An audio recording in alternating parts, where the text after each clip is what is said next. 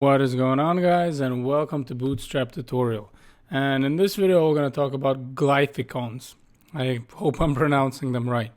So if we don't know what is a glyphicon, so let's go over here and let's go to Google, and we're just gonna pretty much straightforward, we're just gonna write Bootstrap and we're gonna say glyphicons over here like this, and I'm just gonna make it bigger so we can see what is happening. And you can see the first page is going to be components Bootstrap. So we just click over here and pretty much we're going to a Bootstrap page, and you can see the available glyphicons, and there's 250 of them.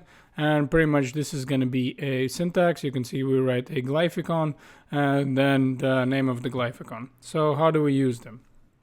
So over here, let's say we're going to start with the most simple one. I'm just going to say a paragraph. And I'm going to say that the paragraph is going to be this is a print, let's say glyphicon, something like this. And then I would create a span. And over here with the span, I would create a class. And the class, again, would start with glyphicon like this. And then over here, I would have to write the name of the glyphicon. So I'm just going to say glyphicon print like this. So now you can see that I have this little print sign, and I'm actually going to zoom it in to like 250 so you can see, and I'm going to change the direction. So now you can see where is my little span. So obviously if I create this room over here, you can see that I can actually create a space in between, right? Now another one that I can show you, we're just going to cover them. I'm obviously not going to do 250. And over here I just want to show you that we can actually place it in a link. So over here, if I create a href and then I say that this is going to be empty link, and over here, let's say we're going to say that let's say that we're trying to create a search, search link, right? And over here again, I would create a span, and again the same way, I would just say the class is going to be glyphicon, and then it's going to be glyphicon over here like this, and search. Something like this. So now if I close the span, now I can see my little search over here. Well, icon, button, glyphicon, call it however you want. It's basically, you can see what's happening is that what type of element glyphicon adds, right?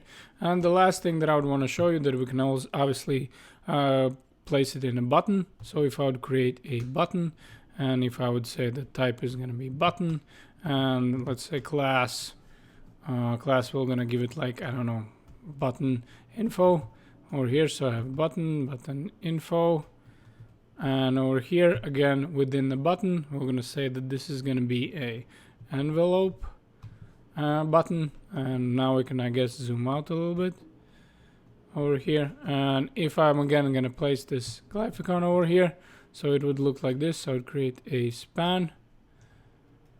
And if I could just start typing normally, span, and here I would say class, and the class would be glyphicon and glyphicon envelope.